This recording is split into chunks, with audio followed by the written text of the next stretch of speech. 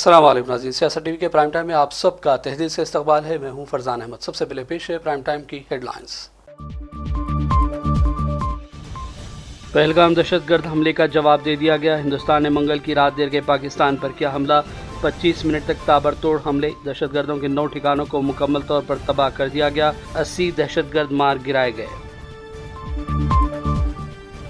कलदम तंजीम जैश मोहम्मद के सरबराह मौलाना मसूद अजहर के खानदान के 10 अफराद और 4 करीबी साथी हिंदुस्तानी फौजी कार्रवाई में हलाक। मसूद अजहर के ज़राए ने की तस्दीक। पाकिस्तानी वज़ीर-ए-आज़म शहबाज शरीफ ने दहशतगर्दों के ठिकानों पर हिंदुस्तानी हमलों को करार दिया जंगी कार्रवाई, कहा जवाब दिया जा रहा है। हिंदुस्तानी फौजी कार्रवाइयों पर कांग्रेस राहुल गांधी ने हिंदुस्तानी फौज की बहादुरी की सताइश की, कहा पूरी अपोजिशन हुकूमत के साथ है और मुसल्लह हिंदुस्तानी अफवाज पर है फख्र। जंगों से कुछ हासिल नहीं होता, हम अमन चाहते हैं। शुरुआत पहलगाम से हुई। जम्मू कश्मीर के चीफ मिनिस्टर उमर अब्दुल्ला का मौक़िफ़। तेलंगाना में चीफ मिनिस्टर रेवंत रेड्डी ने कमांड सेंटर में एक आला सतही इजलास तलब कर लिया। हिंद पाक के बीच जारी कशीदा सूरत हाल समेत दीगर उमूर पर तबादले ख्याल। और गाजा पर जालिम इसराइल की जानिब से नस्ल कुशी और बदतरीन जंग जारी। गाजा पर ताज़ा हमलों में 23 फ़लस्तीनी बाशिंदे शहीद, मुतअद्दिद दीगर हुए जख्मी। हेडलाइंस आपने देखी और पेश खबरों की तफसीलात शुरुआत करेंगे आज की बड़ी खबरों से। पहलगाम में दहशतगर्द हमला करने वाले दहशतगर्दों को चुन चुन कर मारने के लिए हुकूमत के अज़म को पूरा करने हिंदुस्तानी मुसल्लह अफ़वाज ने मंगल की रात देर गए पाकिस्तान और मकबूजा कश्मीर में 25 मिनट तक ताबड़तोड़ हमले किए। दहशतगर्दों के 9 ठिकानों को तबाह किया गया। इस तरह दहशतगर्दों के नेटवर्क की कमर तोड़ी गई। ऑपरेशन सिंदूर में जिन 9 मुकामात को निशाना बनाया गया, इनमें से 4 पाकिस्तान में और 5 मकबूजा कश्मीर में हैं। इन मुकामात पर दहशतगर्द तंजीमों, लश्कर तैयबा और जैश मोहम्मद के हेडक्वार्टर, भर्ती के मराकज़, तरबियती मराकज़ और लॉन्च पैड हैं। वाज़ेह है कि ऑपरेशन सिंदूर में, जिसकी क़यादत कर्नल सूफिया कुरैशी और विंग कमांडर विकास सिंह कर रहे थे, 25 मिनट के दौरान लश्कर तैयबा, जैश मोहम्मद और दीगर दहशतगर्द तंजीमों की पनाहगाहों को निशाना बनाया गया और 80 से ज़्यादा दहशतगर्दों को हलाक कर दिया गया है। कर्नल सूफिया कुरैशी ने मीडिया से बातचीत की और मंगल की रात देर गए पाकिस्तान पर हुए हमलों की तफसीलात से आगाह किया। वो प्रेस कॉन्फ्रेंस से खिताब कर रही थी। आइए देखते हैं उनका ये बयान। मैं कर्नल सूफिया कुरैशी और मेरे साथ विंग कमांडर व्योमिका सिंह आज आपको 6 से 7 मई 2025 की रात 1:05 से 1:30 बजे के बीच भारतीय सशस्त्र बलों द्वारा अंजाम दिए गए ऑपरेशन सिंदूर के बारे में जानकारी देंगे। ऑपरेशन सिंदूर 22 अप्रैल को पहलगाम में हुए विभत्स आतंकवादी हमले के शिकार मासूम नागरिकों व उनके परिवारों को न्याय देने के लिए लॉन्च किया गया था। इस कार्रवाई में 9 टेररिस्ट कैंप्स को टारगेट किया गया और पूरी तरह से इसे बर्बाद किया गया। पाकिस्तान में पिछले 3 दशकों से टेरर इंफ्रास्ट्रक्चर का निर्माण हो रहा है। इसमें recruitment, indoctrination centres, training areas व लॉन्च पैड शामिल थे, जो पाकिस्तान और पाक अधिकृत जम्मू कश्मीर POJK दोनों में फैले हैं। Operation Sindoor was launched by Indian Armed Forces to deliver justice to the victims of Pahalgam terror attack and their families. 9 terrorist camps were targeted and successfully destroyed. Over the last 3 decades, Pakistan has systematically built terror infrastructure. It is a complex web of recruitment and indoctrination centers, training areas for initial and refresher courses, and launch pads for handlers. These camps are located both in Pakistan as well as Pakistan-occupied Jammu and Kashmir areas. Some of the well-known training camps are located, as you can see on the screen.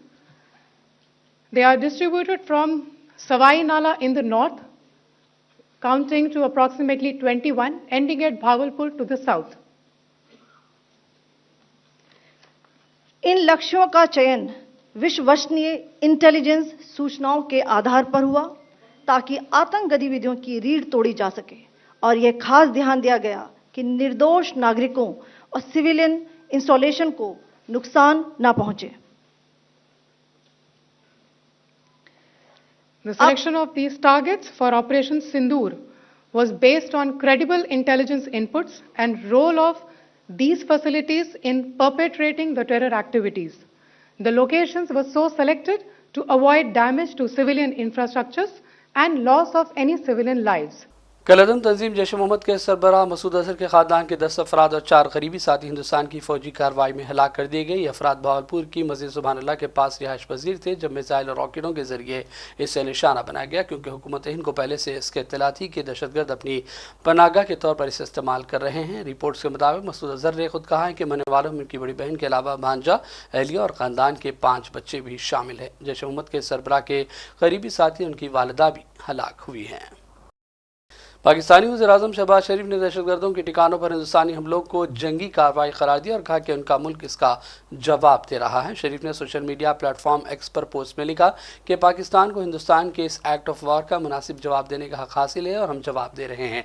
हालांकि हिंदुस्तान ने वाज़ेह कर दिया कि उसने किसी पाकिस्तानी फौजी अड्डे पर हमला नहीं किया और उसकी कार्रवाई जंग के लिए नहीं है, ये सिर्फ पहलगाम के जवाब में दहशतगर्दों को निशाना बनाने के लिए किया गया हमला है। हिंदुस्तानी फौजी कार्रवाइयों के बाद कांग्रेस के सीनियर लीडर राहुल गांधी ने हिंदुस्तानी फौज की बहादुरी की सताइश की और कहा कि हमें मुसल्लह अफवाज पर फख्र है। उन्होंने कहा कि हमें अपनी मुसल्लह अफवाज पर फख्र है। जय हिंद।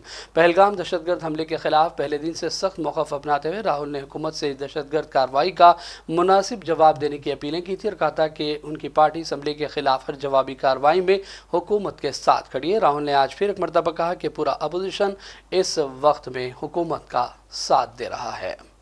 जिन लोगों ने ये किया है, जो भी हैं, कहां भी हैं, they have to pay for this and they have to pay for it properly, not in some half hearted way, ऐसे आलतू फालतू तरीके से नहीं। They have to pay for it properly, कि इनको याद रहे कि हिंदुस्तान के साथ ये नहीं किया जा सकता है। क्लियर हमने लाइन दी है, यूनानिमस लाइन, कि जो हुआ है एक्सेप्टेबल नहीं है और पूरा का पूरा ऑपोजिशन 100% सपोर्ट सरकार को देगा। जम्मू कश्मीर के चीफ मिनिस्टर उमर अब्दुल्ला ने कहा कि जंगों से कुछ हासिल नहीं होता, हम अमन चाहते हैं और दहशतगर्दों ने जिस तरह कश्मीर की सियाहत और मामूलात ज़िंदगी को मुतासर किया, हिंदुस्तानी फौजी कार्रवाई इसी का जवाब थी। उन्होंने तवक्को भी जाहिर की कि अब अमन कायम होगा। उमर अब्दुल्ला ने कहा कि आगाज़ पहलगाम में हुआ जहां 26 बेकसूर लोग मारे गए। क्लैशेज दोनों तरफ से नहीं हुई। शुरुआत पहलगाम में हुआ जहां हमारे 26 बेगुनाह लोग, जिस तरह उनको मारा गया वो हम अभी भूले नहीं। उसी वक्त मरकजी हुकूमत ने कहा था कि इसका हम जवाब दे देंगे और अपने तरीके से दे देंगे। जवाब देने का तरीका यही था कि पाकिस्तान में कोई सिविलियन या कोई मिलिट्री जगह नहीं, सिर्फ वो जगह जो सब लोग जानते हैं, वहाँ यही इदारे काम करते हैं जिन्होंने पिछले 30-35 साल जम्मू कश्मीर में तबाही और बर्बादी फैलाई है, उन्हें निशाना बनाया गया। उसके अलावा कुछ नहीं। लेकिन उसके बाद लगातार कुछ इलाकों में जो पार के तरफ से बमबारी की गई, उसमें तो सीधा सीधा हमारे सिविलियन जो हैं वो टारगेट हुए। शुरुआत वहाँ से हुई, शुरुआत यहाँ से नहीं हुई। अगर पहलगाम में लोगों को इस तरह मारा नहीं गया होता, ये दिन नहीं आता। हम बड़े आराम से रह रहे थे। यहाँ जम्मू कश्मीर के अंदरूनी हालात भी ठीक थे, टूरिज्म का दबदबाव चल रहा था, LOC पे सीज फायर जो है वो कायम था, LOC के सीज फायर को कोई नुकसान नहीं। लेकिन ये हमारे बने हुए हालात नहीं हैं। हमने पहलगाम में जो हुआ उसका हमें एक जवाब देना था। लेकिन अब पाकिस्तान तक है कि वो इसको कितना उछालना चाहते हैं।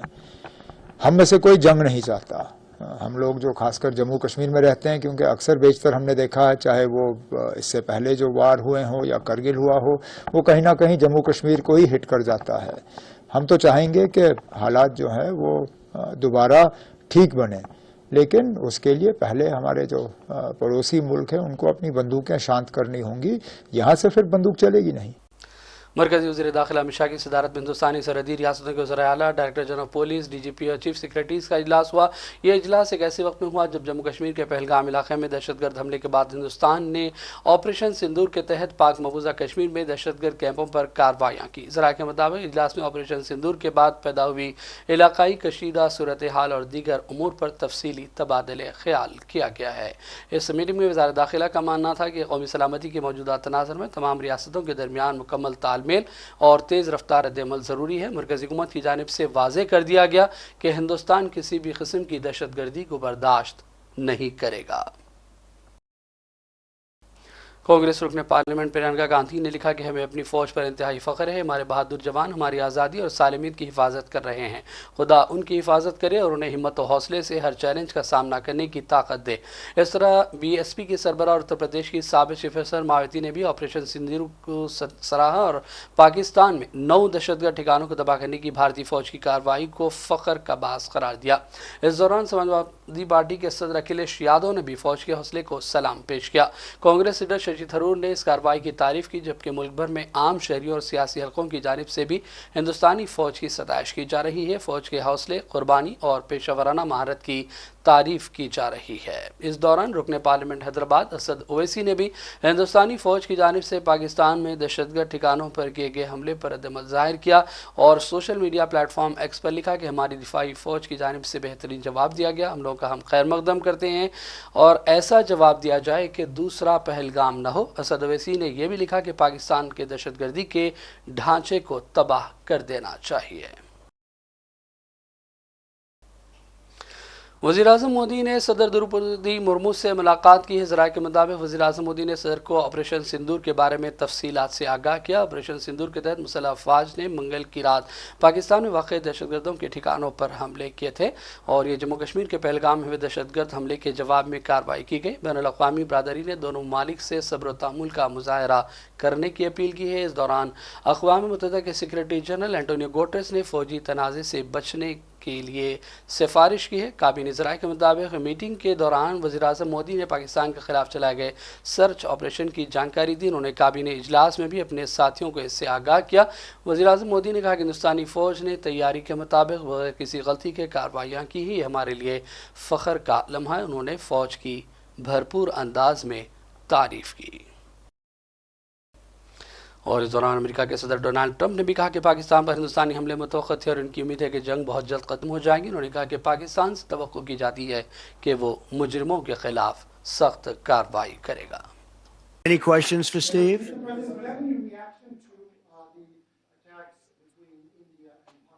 No, it's a shame. We just heard about it just as we were walking in the doors of the Oval. Just heard about it. I guess people knew something was going to happen based on a little bit of the past. They've been fighting for a long time. You know, they've been fighting for many, many decades and centuries, actually, if you really think about it. No, I just hope it ends very quickly. और अब रुख करते हैं मुकामी खबरों का। तेलंगाना में chief minister Revanth Reddy ने कमांड सेंटर में एक आला सतही इजलास तलब किया, जिसमें हिंद पाक के बीच जारी कशीदा सूरत हाल और इससे जुड़े दीगर सलामती उमूर पर तबादला ख्याल किया गया। रेवंत रेड्डी की सदारत में मुनक़िदा इस मीटिंग में दाखिला सेक्रेटरी, पुलिस हुक्काम और दीगर आला ओहदेदारान ने शिरकत की और इस मौके पर मीटिंग में हिंद पाक कशीदगी के हवाले से ताज़ा तरीन सूरत हाल पर तफसीली तबादला ख्याल किया गया है। दोनों शहरों हैदराबाद और सिकंदराबाद में ऑपरेशन अभ्यास के तहत एक दिफाई मशक यानी डिफेंस मॉक ड्रिल मुनक़िद की गई। इस प्रोग्राम के हिस्से के तौर पर आज शाम 4 बजे शहर भर में सायरन बजाए गए। मशक मुल्क भर में मरकज़ी हुकूमत की हिदायत पर की गई, जिसका मकसद अवाम को हंगामी हालात से निपटने के लिए तैयार करना है। ये फैसला पहलगाम दहशतगर्द हमला और हिंद पाक के दरमियान कशीदा सूरत हाल को देखते हुए किया गया, जहाँ किसी भी वक्त गैर मुतवक्को सूरत हाल पैदा होने का इम्कान है। मरकज़ी हुकूमत की हिदायत के मुताबिक मुल्क भर में 250 से ज़्यादा मकामात पर मॉक ड्रिल्स का इनेकाद अमल में लाया गया। ये मशक़ें अवाम इस बात की आगाही पैदा करने के लिए की गई कि इमरजेंसी की सूरत में किस तरह का रद्द-ए-अमल इख्तियार करना चाहिए। मुल्क भर के कई मनाजिर और साथ में दोनों शहरों हैदराबाद और सिकंदराबाद में भी मॉक ड्रिल के मनाजिर आप स्क्रीन पर देख सकते हैं।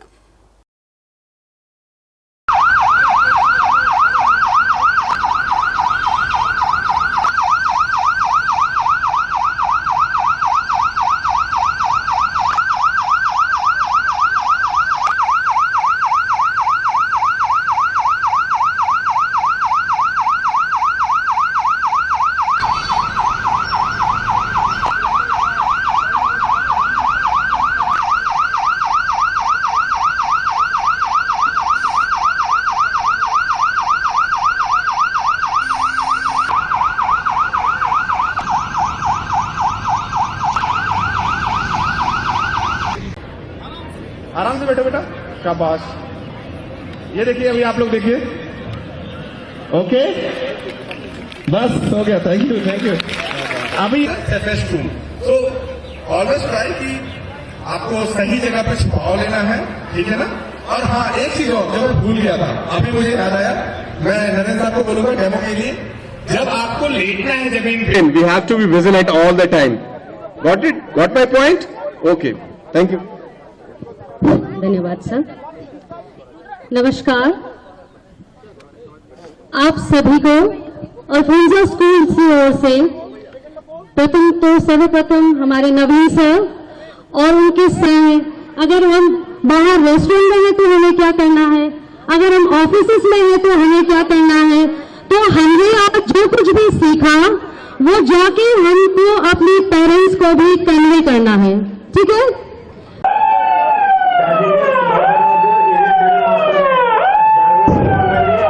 సూచనలను పాటించండి. పుకార్లను నమ్మకండి. ముఖ్యంగా సోషల్ మీడియా పుకార్లలో నమ్మవద్దు. సజావుగా సామాన్యులకు అధికారులకు. So this marks the end of the air strike. There is a green signal communication center. ARM green indicate that the raiders are passed away. There are many casualties on the ground. As you can see, many people have taken shelter. The people who have taken shelter have protected themselves. Now the order is coming to each and every casualty for rescue and in constant contact with the control center. Okay.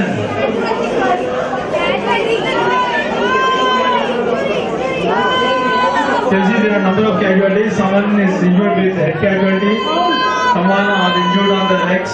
Someone has been injured on the stomach. So this way, I request all the rescuers to take the casualty in front of the chief guest, please. Chief guest के सामने आइए इधर. Casualties.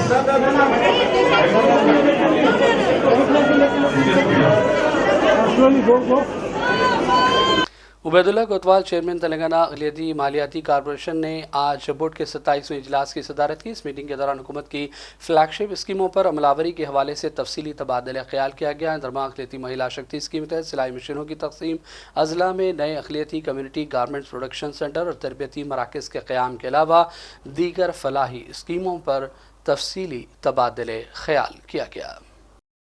Warangal के Parkal assembly हल्के में meeting हुई जिसमें अहमद ज़ी आमिर अली खान और दीगर ज़िला कांग्रेस कायदीन ने भी शिरकत की। पार्टी को तंजीमी सतह पर मुस्तहकम करने और कांग्रेस की स्कीमों को आवाम तक ले जाने समेत कई अमूर पर तबादला ख्याल किया गया। आमिर अली खान और प्रकाश अडी के अलावा ई सवरा ने पार्टी इजलास से इस मौके पर खिताब भी किया।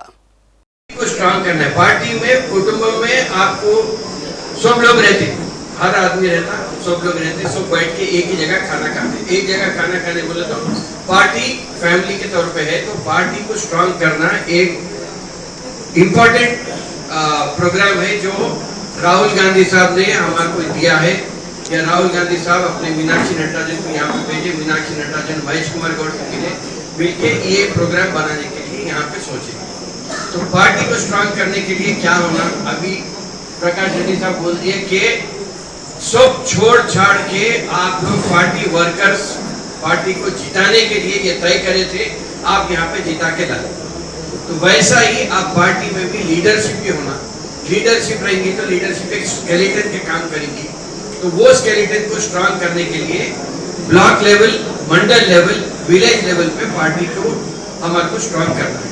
ये प्रोग्राम अभी फिलहाल के लिए है, इसलिए कि 2028, 2029 तो बहुत important, of course local body election भी आएगा, लेकिन 28 और 29 बहुत इंपॉर्टेंट है, क्योंकि अभी राइट नाउ 10 साल में 69,000 करोड़ का लोन था तेलंगाना के ऊपर, वो आज बढ़ के 7 लाख करोड़ हो गया। तो 7 लाख करोड़ की वजह से हम बहुत सारे चीजें नहीं कर सकते, लेकिन 6 गारंटीज के ऊपर अमल करने के लिए एक तय किया गया है, उस पे अमल भी हो रहा है बहुत लेवल पर। इंदिरा इंटरव्यू अभी आने वाला है, वो भी अभी आ जाएगा। तो ये साल से पार्टी को स्ट्रांग करते हुए गवर्नमेंट में कोई प्रॉब्लम नहीं आने के लिए हम पार्टी को स्ट्रांग करने के लिए यहाँ पे आए हैं। आप लोगों का एक साथ होना है, इसलिए कि अभी जो बात आई है उसमें ये एक चीज आप याद रख लें कि कांग्रेस पार्टी का हाथ जो है वो SC, ST, BC, minority, ladies, इन सबको लेके साथ चलने का मकसद है। तो आप पार्टी के साथ जुड़ के रहिए।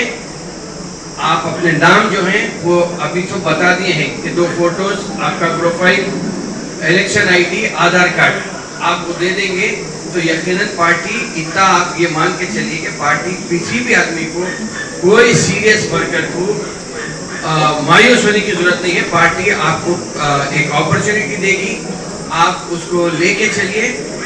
आगे जब पार्टी स्ट्रांग हो जाएगी तो फिर सबकी साथ सबका तरक्की भी होते जाएगी।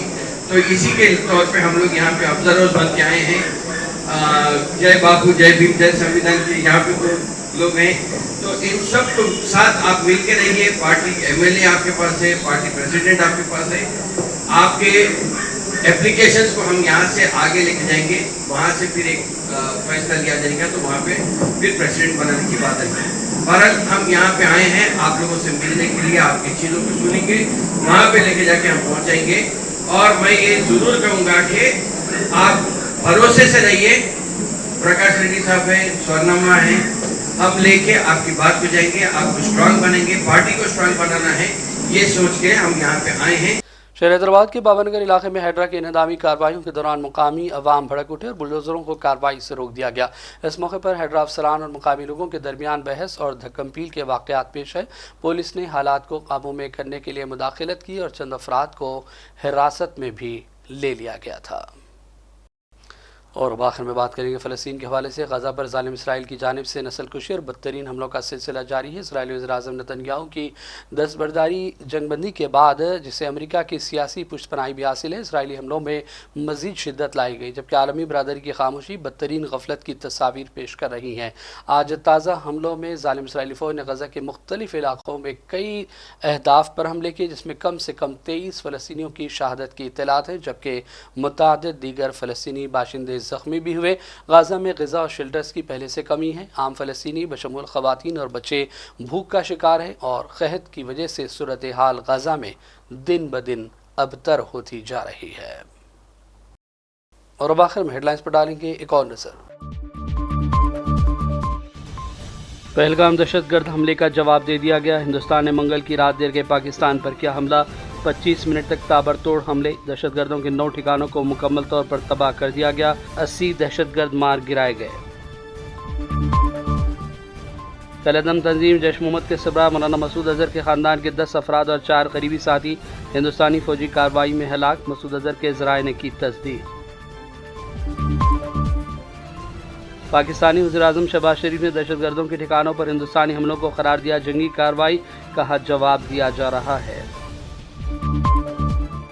हिंदुस्तानी फौजी कार्रवाइयों पर कांग्रेस राहुल गांधी ने हिंदुस्तानी फौज की बहादुरी की सताइश की, कहा पूरी अपोजिशन हुकूमत के साथ है और मुसल्लह हिंदुस्तानी अफवाज पर है फख्र। जंगों से कुछ हासिल नहीं होता, हम अमन चाहते हैं, शुरुआत पहलगाम से हुई। जम्मू कश्मीर के चीफ मिनिस्टर उमर अब्दुल्ला का मौक़िफ़। तेलंगाना में चीफ मिनिस्टर रेवंत रेड्डी ने कमांड सेंटर में एक आला सतही इजलास तलब कर लिया। हिंद पाक के बीच जारी कशीदा सूरत हाल समेत दीगर उमूर पर तबादले ख्याल। और गाज़ा पर ज़ालिम इसराइल की जानिब से नस्लकुशी और बदतरीन जंग जारी। गाज़ा पर ताज़ा हमलों में 23 फ़लस्तीनी बाशिंदे शहीद, मुतअद्दिद दीगर हुए ज़ख्मी। प्राइम टाइम का सिलसिला फ़िलहाल यहीं ख़त्म करते हैं। मोहम्मद फरजान अहमद को पूरी टीम के साथ इजाज़त दें। देखते रहिए सियासत TV। अल्लाह हाफ़िज़।